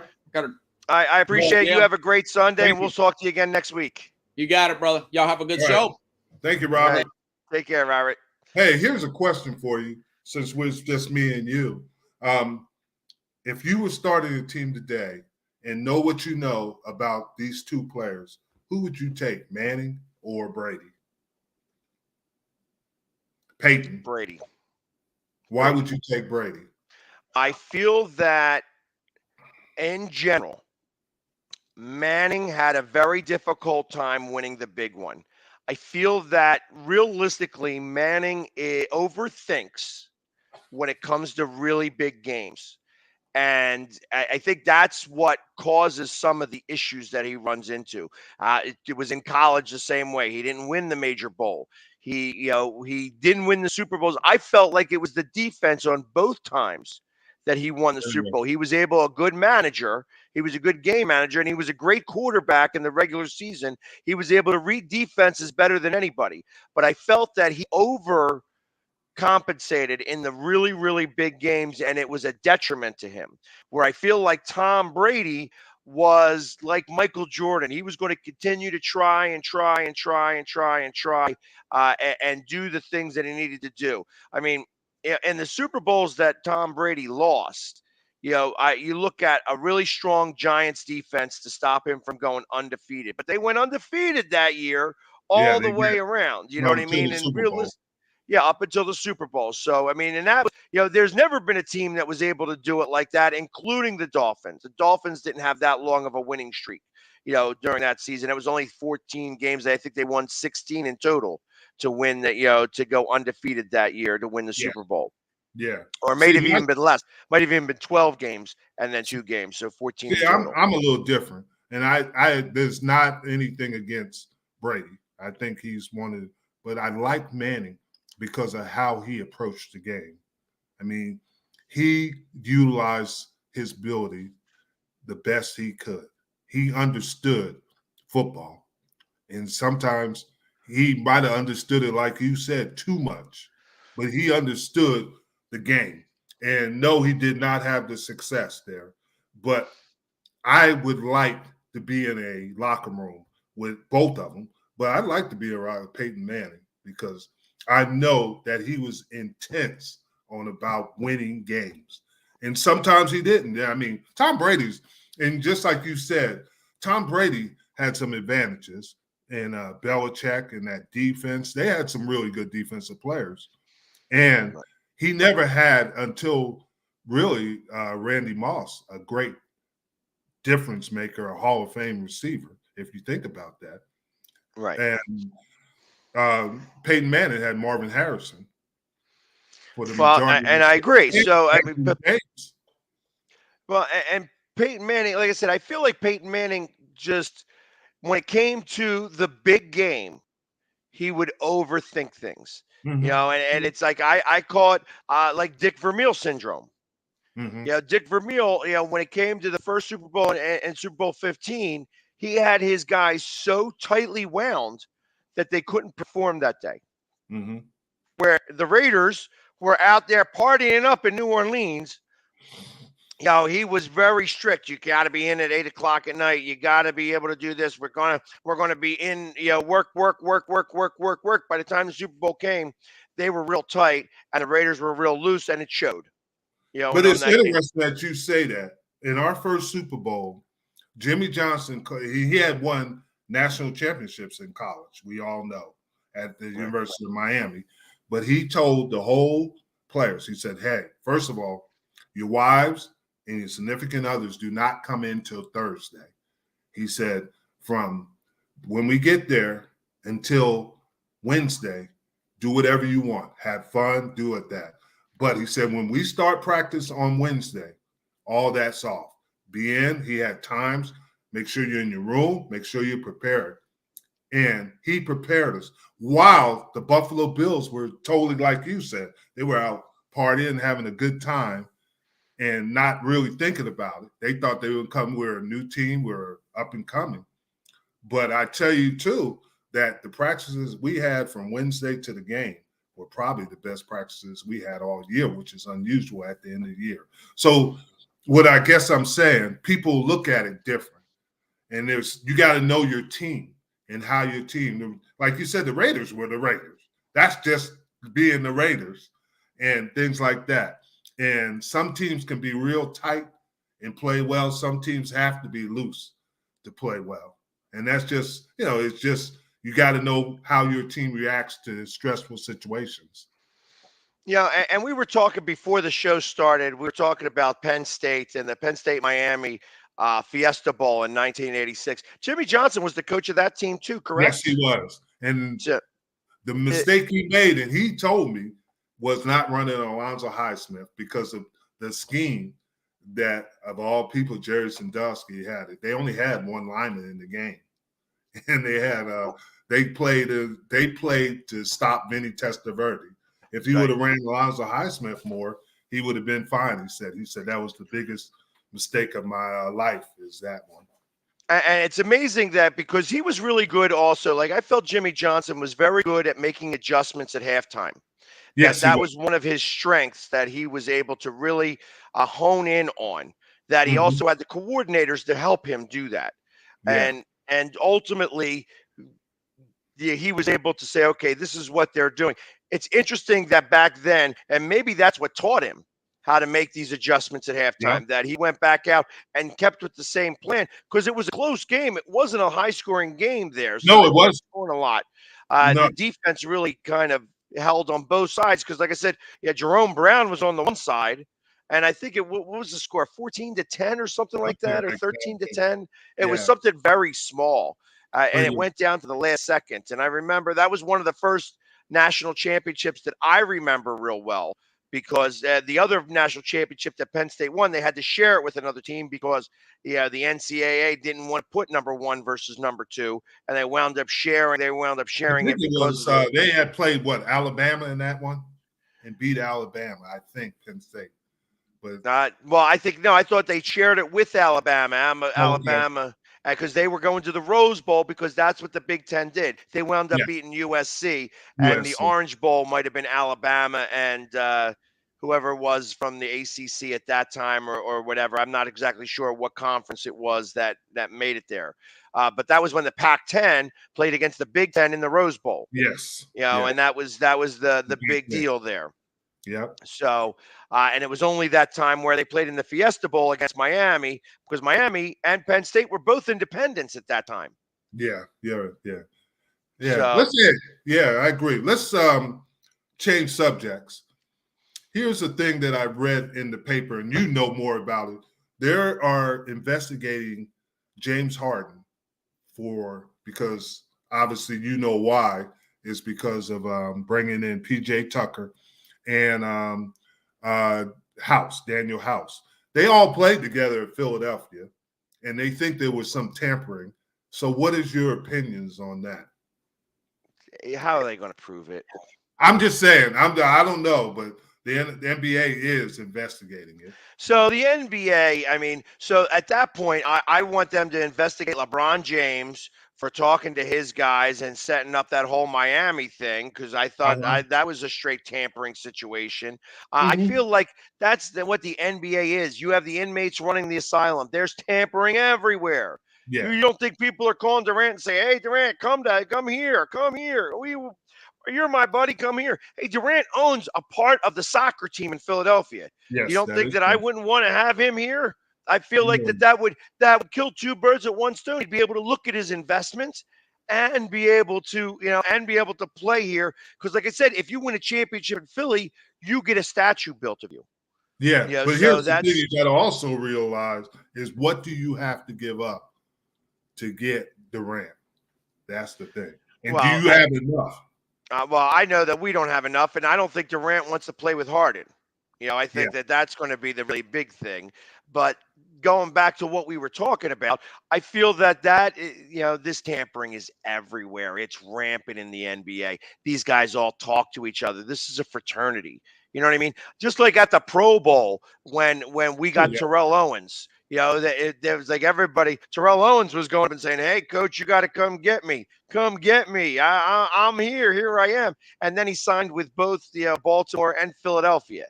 You know what I mean? It's like, come on now. Like like he was playing. He was playing. That's what it was. But that was tampering. That was straight tampering. And there's always going to be this type of tampering. You think players aren't going to talk to each other? I mean, like for instance, there was some talk that Stephen Curry was going to play with his brother Seth Curry. You think that ain't tampering? The brothers talking to each other. Hey, I want you to try to come to Philly. Let's see if we can make something happen like that. Of course, that's tampering. Yeah. Now, did it happen? No. But they're talking about trading Jaylen Brown and Robert Williams to the Nets for Kevin Durant and draft picks. Do you think that would change the dynamics in the NBA East, in the Eastern Conference, if that happens, and Durant goes to the Celtics? If Durant goes to the Celtics, so there's a piece of me that believes that it's not everybody else, that it could be Durant. That's the problem. He's a great talent. But it seems to me like there is a black cloud that goes over top of him, and that black cloud kind of disappeared for a minute in Golden State, San Francisco. But ultimately, that cloud is still there. That he had other players around him that was able to make that cloud really small, and it only rained on him, we'll say. I mean, again, he's a great talent and is able to do a lot of different things. But I feel like that there is a stigma that revolves around him that makes me wonder if really he's that player. And will the Celtics be that much of a better team without him? I think the Celtics are there, obviously. They came on at the right time. They were able to play pretty strong. I felt that if the Sixers beat the Heat, that they were going to get crushed by the Celtics. I didn't think that the Sixers were going to be strong enough to beat the Celtics, and that I would much rather have the Heat beat us than the Celtics beat us. And just my personal opinion. No. I agree with you 100%, because here's my thing. Durant is 33 years old. He's 7 foot tall, yes, but he's a 7 foot tall jump shooter. Jaylen Brown is 27. Robert Williams is what, 25? You're taking, and then the question you have to ask is, Jaylen Brown an all-star? Probably not. He's a good player, but he's not a top 10 player. Durant is still, being a jump shooter, is probably one of the best in the league. And I don't think the Celtics get better. They get older if they take Durant. And that's the thing. And how does he fit in with Tatum? That's the question you have to ask. Right. And I feel like that the egos start to get in the way. That's my point. It's like I feel that Harden probably never wanted to go to New Jersey or to Brooklyn. And that was part of the stuff. And then you show up a little bit out of shape. You're out at the club all the time. It's like Durant maybe not live that type of life, and you start to resent somebody because they're always coming in a little bit bleary-eyed and hungover, instead of always like on top of their game. And and I feel like Durant goes nowhere. I feel like Durant stays exactly where he's at. You think Kyrie Irving both are going to be Nets next year?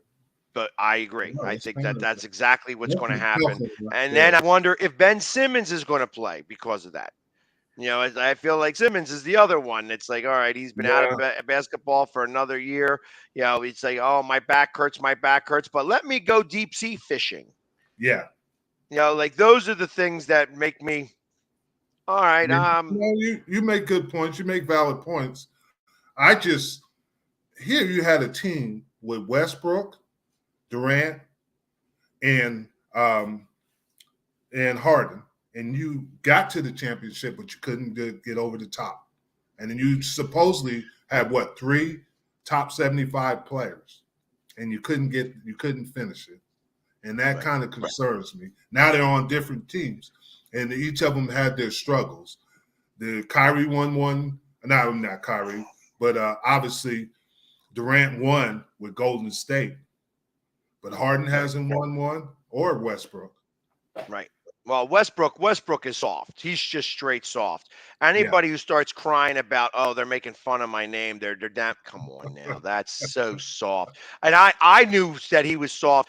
I love telling this story. When he played with the Wizards, and there was only 1,500 people in the stands because of COVID, and I'm there at the Sixers game, and I did the Darryl Strawberry chant on Russell. And every time he had to take a foul shot, he had to look at me. And you know how well I look when it comes to game day. He was eyeing me up like he would have. If his eyes were guns, I'd have been dead 100 times over. I was killing him all game long. It happened to be the same game that the fan dropped popcorn on him. Oh my goodness. You know, but he went back. The reason why he was able to get popcorn dropped on him, because he was going back. He was dejected. He was so dejected because he couldn't handle it. He could not handle it. I was on him nonstop. And he limped back into the locker room. Like just like, oh man, my ankle hurts too bad. He really wasn't able to do anything. I was on him so badly. The kid dropped the popcorn on him. That ankle was fine because he jumped ready to try to get in on that kid, because now he's not dealing with me. He's dealing with somebody who's actually trying to embarrass him a little bit, and he was ready to jump in the stands. That ankle was fine. That ankle was fine. So, but that's my story about Westbrook. I know that you can get to him, and like I said, you don't have to go below the belt. When you're talking about West Brick, that's nothing. That is absolute. Oh, my son is all upset at me because everybody's making fun of my name. Hey, listen, I've had my name butchered throughout my entire life. You know, I make the joke. Hey, listen, my last name's Paye, like Yippee-I-Yo Paye. You know what I mean? And once you make the joke, everybody gets it. You know, but there's a G in there, so that's why everybody calls me Pags. That's part of life. You know what I mean? That's kind of what happens. So they're gonna try to push the buttons. There's no question about and that's why, like with LeBron loves mixing it up with the fans. It's when you start to get a little nuts, when you go below the belt, he doesn't want that. You know what I mean? Yeah. You don't say, hey, I hope your kid gets in a car accident. And that's below the belt. You don't bring up family. You don't talk. You keep it on the court. Yeah, hey, LeBron, you suck. Blah, blah, blah. You can't make this. You can get them riled up. Yeah. You know, like, and I tried to do the same thing to Giannis. And I was calling Giannis, like I was killing his name, trying to get, and he had a great game because that egged him on. Yeah. And they wound up, certain players excel, certain players falter in the process of this. And that's when, like I said, you're trying to get under LeBron's skin. You're trying to get under these guys' skin. And when you do, you just ride them like a horse. You know what I mean? And just ride them into the ground. But some players can do it. Some players can take it, and some players can't. And LeBron, I've saw him since high school, but he's always been a target. And it doesn't affect him, like you said. He's been a target since he walked on the court. Right. And when you get nicknamed the King, you're opening yourself for scrutiny. That's exactly right. That's what it is. It's like, oh, you're already the GOAT and you haven't even stepped on the court yet. Well, we're gonna make sure that you have that mental toughness. And he does. He does have that mental toughness. Again, no human being deserves to get some of the smack that they have to listen to. Yeah. I got to imagine that there are they're called, they're called names that can't be repeated here. Exactly. In a lot of different ways. Both, it can be racial, it can be personal, it can be all of those things. You know what I mean? And that's, and I'm completely against that. I would rather banter back and forth. Me talking to you and me yelling back and forth with you and keeping it above board. Now I know by just you communicating with me, you're thinking about me. You're not thinking about the game. The guys like that. Some guys, they feed off that. That's their energy. Right. They exactly. feed off energy, and that gives them energy. They want to hear that. I mean, right. when we played Frisco during my time, there was this guy that must have weighed 400 pounds, and he sat in the same seat in Candlestick, and drool be coming down his beard. But he'd be yelling and screaming that it was just like you said, it was nothing personal. It was the Cowboys and the 49ers. And he made the game fun. He gave you that energy because you wanted to prove him at the end of the game. You wanted to wave at him and say, see you later. Right. You know? And if you lost, you go, hey, it is what it is. Hey, and you know what? It's the other fans also enjoy that banter. You know, again, as long as you keep it above board, you know, Exactly. It's got to remain on the field. It can't get personal because, like I said, these teams are not my mom. Yeah. I don't have to defend this team's honor. I love the Eagles, but I pay their salaries. I'm the one that's got to spend the money. These guys are making millions of dollars, and they could care less whether I'm at that game or not because somebody else will be in my seat if I'm not there. Yep. So I already understand that. I also understand that when my team loses, it's over because they don't pay me enough money to care. When they start paying me enough money to care, I'll care a lot more. But up until this point, I'm not out there because I know I bring it every play. I'm there every game. I'm the one screaming and yelling and carrying on and supporting my team. And now, unlike most Philadelphians, I don't boo.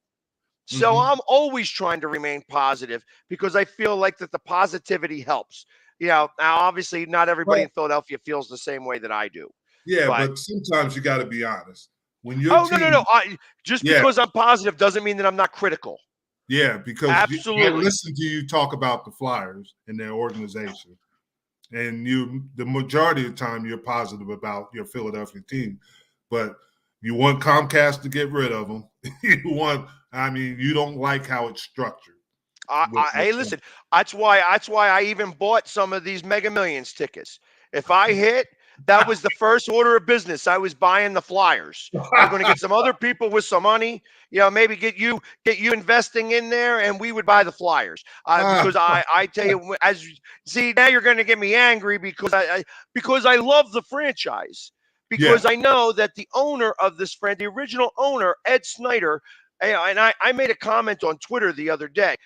If he was alive right now, he'd take a flamethrower to the Wells Fargo Center and burn the whole thing down right now because he would not live with the Sixers being more popular than the Flyers. Couldn't handle that. It was way too much for him. You know, so the fact that the Sixers are having so much success and the Flyers are the laughing stock right now of the NHL, where they had the best player in the league, arguably right now, wanting to come to the Flyers, at least the best free agent that was out there, wanting to come to the Flyers, and the Flyers said, nah, we ain't players. What? You've only had 3 years to prepare for this, and you decided to screw it all up. And that's what bothers me, that this is what happens when a corporation owns a team rather than having one face. You got Dave Scott, who nobody knows who he is. You have like the president of the team, who is a woman. I don't really know her name, but she doesn't even wear Flyers gear when she's walking around during the game. You know, it's like there was at one point when Golden was the coach of Miami, and Warren Sapp. Yeah, and Warren Sapp said out loud, I remember hearing this and it resonating to me because I didn't like Warren Sapp even a little bit. But something that he said, he goes, why is it that the head coach is the only one not wearing an M? You know, and it's like, I understand he was getting dressed up. You know what I mean? So maybe you're not wearing the Miami insignia or the Hurricane he used insignia. to wear a suit. Right, but you maybe wear a pin or something like that, you know, something to signify your team.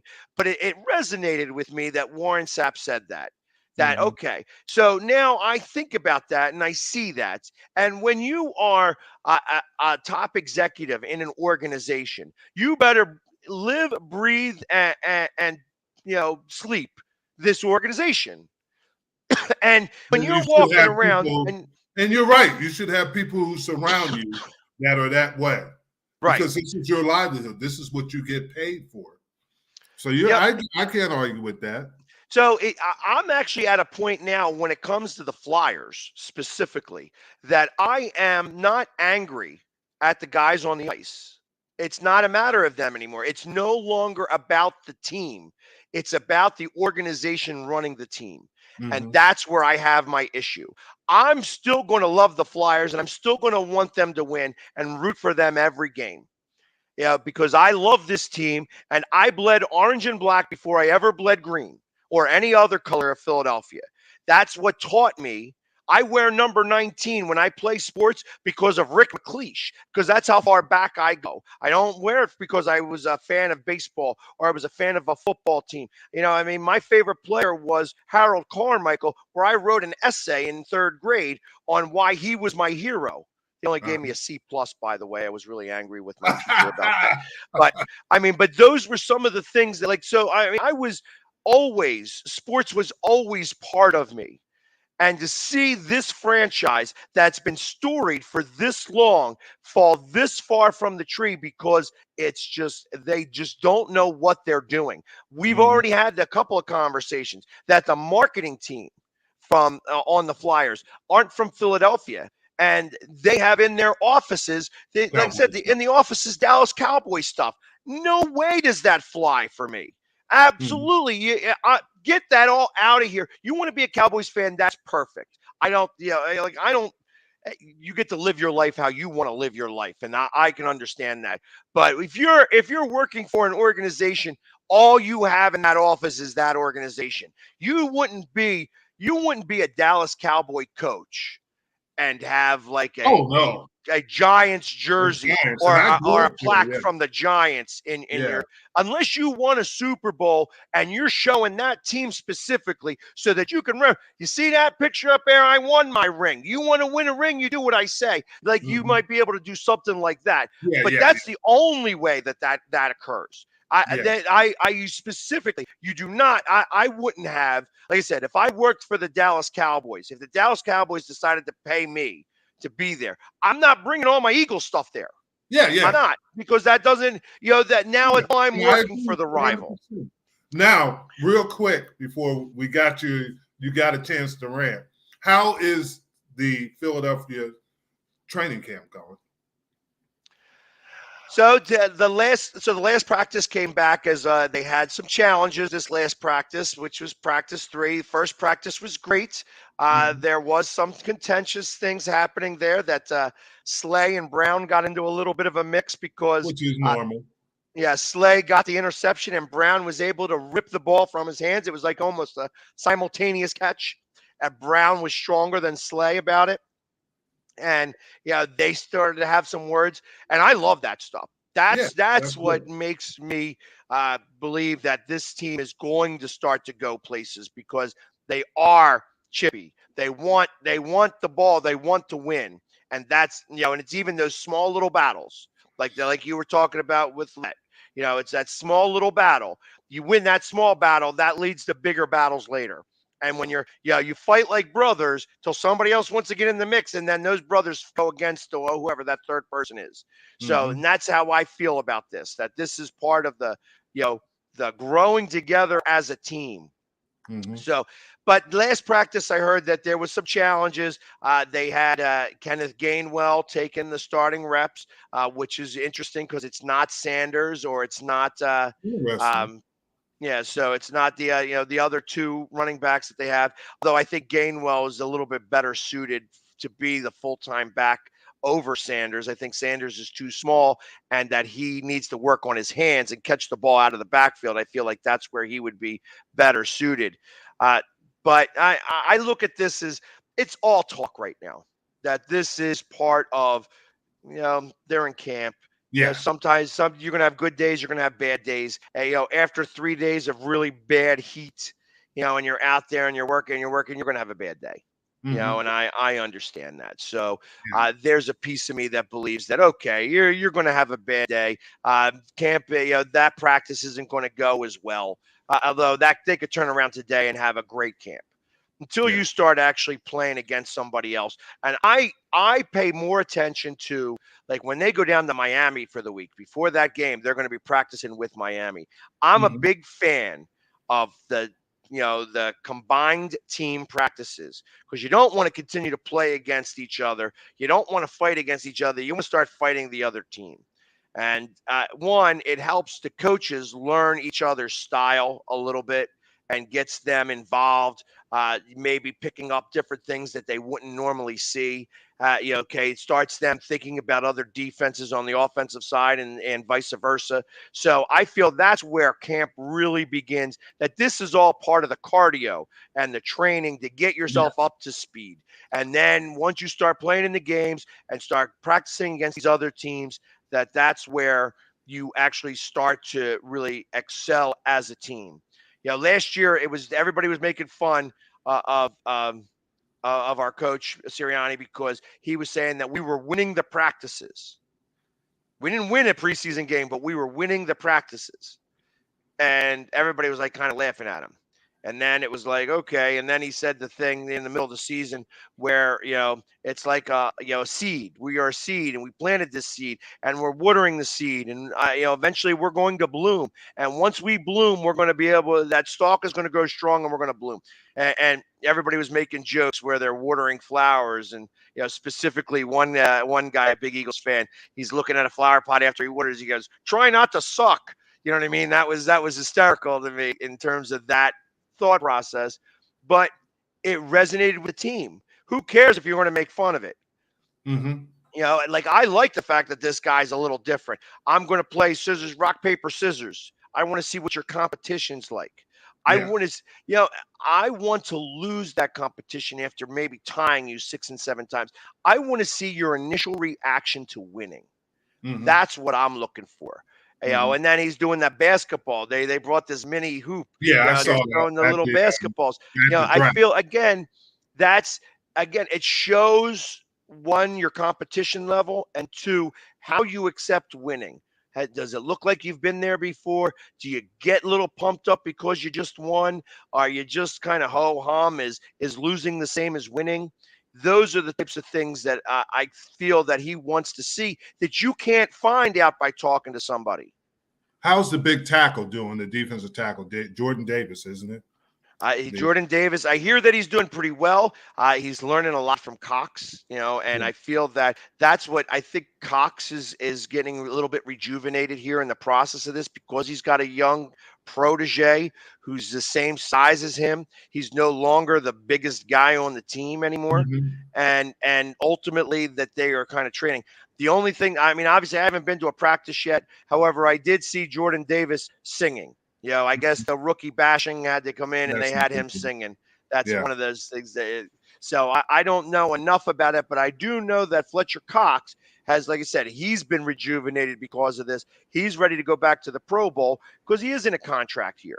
That he isn't expected to be here next year unless he signs a 1-year deal. And I think that he's interested in staying in Philadelphia. He likes it here in Philly for a lot of reasons. Some reasons I won't even talk about, because I get a little frustrated when I feel like he takes some time off. It's because he's got something going extracurricular in his life beyond football. But no, go ahead. I'm sorry. No, but I feel that he is excited this year, because when you start taking on somebody under your wing, you start to make sure that your specifics are tight. The things that you did well to be the top talent, now you're about to show to somebody else. So you start training them doing that. Well, because you're training them, you're relearning it yourself. You get rid of some of your bad habits. And then everybody becomes better because of it. And I feel that that's what's happening right now with the defensive line. Now, the thing with the Cowboys is there's been a heavy emphasis on losing Amari Cooper. But believe it or not, I think they're going to be able to take care of that. First of all, CeeDee Lamb is, and I'm not, like I said, I'll be honest with you, I thought CeeDee Lamb couldn't be a number 1 receiver, but he's proving me wrong. And there are some young players, TJ Vaster from Texas Tech, who's taken it to a new level. He's 6'6". I remember TJ as a high school basketball player. He was an all-state high school player, basketball player, but he's playing like a football player, and he's receiving, he's making plays. Micah Parsons is special. There are certain things we talk about it, guys that they've had with DeMarcus Ware and some guys like that. Micah Parsons has lost weight, but he looks quicker and more athletic. And he's not – everybody looks at him as a outside line. He's really just a football player because he's working on his hands because Dan Quinn told him he didn't have very good hands and everything. And here's the thing that's interesting, what's happening on the defensive side is that their DBs are playing and starting to look like a defensive backfield. And then on offense, Dak is taking it to a new level. His body, he's like we just talked about with Kyler Murray, not studying. Dak spent the offseason studying the game and finding out what his deficiencies were. And this is going to help him. And Zeke, and it's like you said, it's early, and they won't play until the last game of the preseason. But right. Zeke looks like a different player. I mean, and they're talking about it. Tyron Smith is finally healthy. This is the healthiest he's been. He's had a train. Zach Martin is going to be Zach Martin. There are still things. They got the rookie Tyler Smith, who's going to start in there against with Tyron on that side. They're fine at center. But they said that it was interesting that Dalton Schultz and Dak has been spending a lot of time after practice working on routes. And Schultz obviously is under the franchise tag. And I thought that was interesting. And they're going to get more contributions from younger players than I ever anticipated. And that's the thing. Their frontline players going to be is what you can do with your depth. Well, I tell you, Micah Parsons is a very special player, specifically in terms of being able to, like, he's actually still has a lot of Philadelphia roots and Pennsylvania. Yes, I know. Yeah. So he was up here for a charity softball game, and he was hitting home runs and dingers and stuff like that. So it's been exciting for him in general. Yes. But I mean, it's going to be an interesting year, definitely, to say the least, as we're coming down to the end here. And as I have my house for sale, somebody's about to come in to do a walkthrough. So it may be time to pull the plug here. But everybody, thank you so much for joining us. We had a big crowd on there today, and we'll be back next week with Jim. Yes. I think it's going to be me and you again. I think everybody else is going to be out, but we will be back again next week as with This Week in Sports. Everybody, have a great weekend. Hey, have a great week and happy Sunday. Take care. All right, buddy.